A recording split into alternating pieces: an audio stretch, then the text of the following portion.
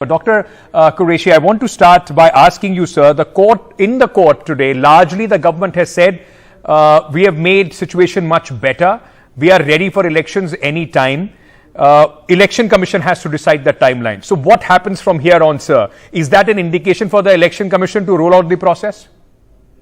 Yeah, it seems that the government has given a go-ahead in the sense, although Election Commission does not require government's permission, it is the sole discretion of the Election Commission of India to decide the timing of the election. But in view of the very special circumstances in J&K, when law and order situation was an issue to be tackled, that has been largely controlled as mentioned to the Supreme Court.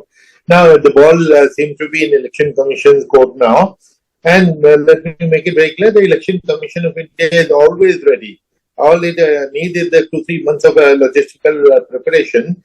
And first the delimitation process was completed, then electoral rolls have been updated, and I heard in the media that the rolls are almost complete and it's almost there. Now it's a question of fixing the dates. And obviously then when you fix the date, then you have to see the weather and climate conditions.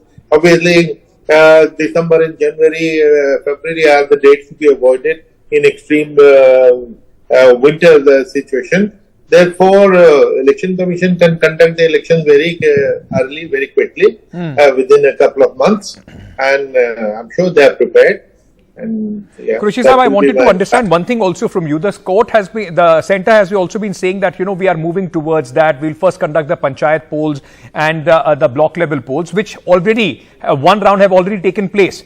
So if that, if those elections can be conducted, the argument can then be, then how difficult could assembly elections be? If you can go to the last village and conduct the panchayat polls, then how difficult can the assembly elections be? Can't this process be, hastened up? Yes, absolutely. You are absolutely right that if local body elections have been held, Vidhan Sabha elections can be held much more easily, because our experience nationwide is that the panchayat elections are a lot more difficult. There is more law and order problem. They are more closely contested. Vidhan Sabha and Lok Sabha elections, as you go lower, the elections become more difficult. Now here the one complication, where we are hearing confused things, that whether panchayat elections will come first or Vidhan Sabha first or together. Now together should be ruled out. Together will be impossible, because these are two independent authorities who conduct these elections. Now, the local body elections are conducted by the State Election Commission, which is an independent constitutional body. It's not subordinate to the Election Commission of India.